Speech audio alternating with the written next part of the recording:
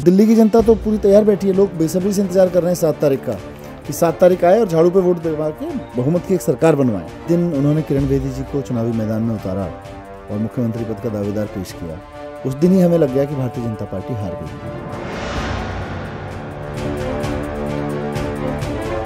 दिल्ली में एक बार फिर से चुनावों का मौसम गरमाया हुआ है। ऐसे में सभी पार्टियां चुनावों की तैयारी में लगी हुई हैं। ऐसे में आम आदमी पार्टी अपने चुनाव प्रचार में क्या खास कर रही है, इसके बारे में बात करते हैं। हमारे साथ हैं दिल्ली के पूर्व शिक्षा एवं शहरी विकास मंत्री और आम आदमी पार्टी के वरिष्ठ नेता मनीष सिसोदिया जी। इस बार के चुनाव प्रचार में आपकी पार्टी खास ऐसा क्या कर रही है जिससे कि दिल्ली की जनता को अपने साथ ला सके? सर देखिए, हमारी पार्टी कुछ खास करने के लिए नहीं आई। हमारी पार्टी तो इस राजनीति को साफ करने के लिए आई है।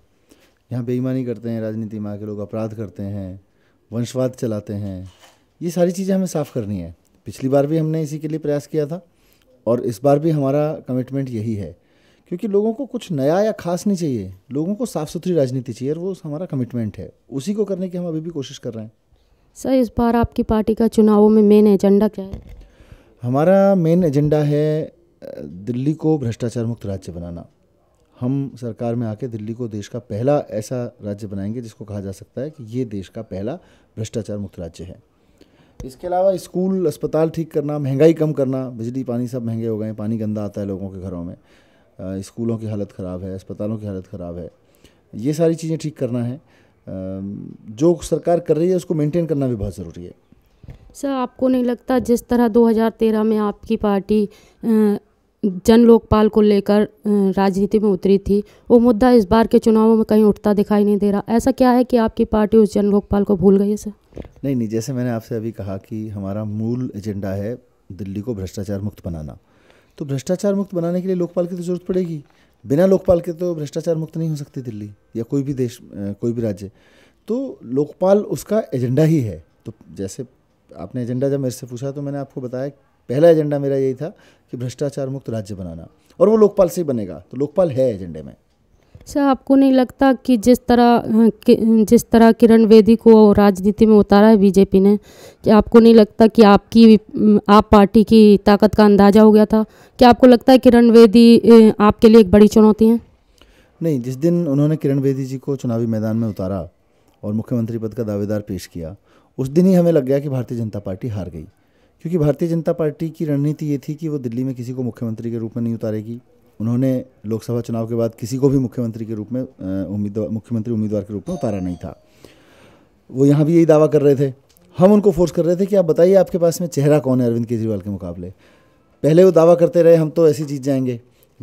जब उन्होंने किरण बेदी जी को उतारा तो इसका मतलब वो अपने पुराने फॉर्मूले से हार रहे हैं, ये उनको एहसास हो गया था। और किरण बेदी जी के आने के बाद में जिस तरह का माहौल दिल्ली में बना हुआ है, भारतीय जनता पार्टी में आपस में जिस तरह की सरपटावल चल रही है, उससे आम आदमी पार्टी का काम आसान हो रहा है। सर, जिस तरह अरविंद केजरीवाल जी ने 2013 में मुख्यमंत्री की सीट से इस्तीफा दिया था, क्या आपको लगता है कि दिल्ली की जनता आपको दोबारा मौका देगी? बिल्कुल, दिल्ली की जनता तो पूरी तैयार बैठी है। लोग बेसब्री से इंतजार कर रहे हैं 7 तारीख का कि 7 तारीख आए और झाड़ू पे वोट दिलवा के बहुमत की एक सरकार बनवाएं। और आप देखिएगा 10 तारीख को जब नतीजा आएंगे तो दिल्ली में बहुमत की सरकार बन रही होगी। अगर सर इस बार आपको दिल्ली में सत्ता मिलती है तो क्या आप केंद्र सरकार जो कि बीजेपी की है से तालमेल बैठा पाएंगे? तालमेल कोई ऐसी चीज़ नहीं है, सरकारों के बीच तालमेल तो रहता ही है। चुनाव से पहले पार्टियों के बीच में तनातनी होती है, निश्चित रूप से होनी चाहिए, डेमोक्रेसी है। लेकिन जब सरकार बन जाएगी तो फिर तो इनको उसी हिसाब से काम करना पड़ेगा, दिल्ली की जनता के ज़रूरत के हिसाब से काम करना पड़ेगा केंद्र सरकार को भी। केंद्र सरकार अलग नहीं जा सकती और केंद्र सरकार का जो executive day to day executive मामले हैं उसमें दखल बहुत कम होता है। सर, आपको नहीं लगता कि आपकी ज़रूरत दिल्ली से बाहर दूसरे राज्यों में भी है?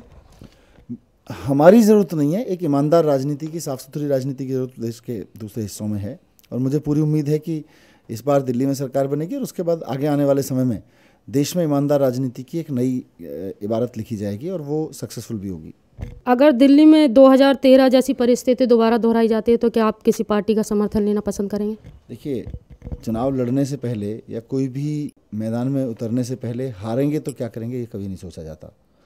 जो आदमी ये सोच के लड़ाई के मैदान में उतर गया कि हार गए तो क्या होगा, वो कभी जीत भी नहीं सकता। हम दिल्ली में पूर्ण बहुमत की सरकार बना रहे हैं और इसीलिए हम चुनावी मैदान में उतरे हैं। 10 तारीख के नतीजे बताएंगे कि इस सब की कोई ज़रूरत नहीं पड़ेगी, ये क्वेश्चन इररिलेवेंट हो जाएगा।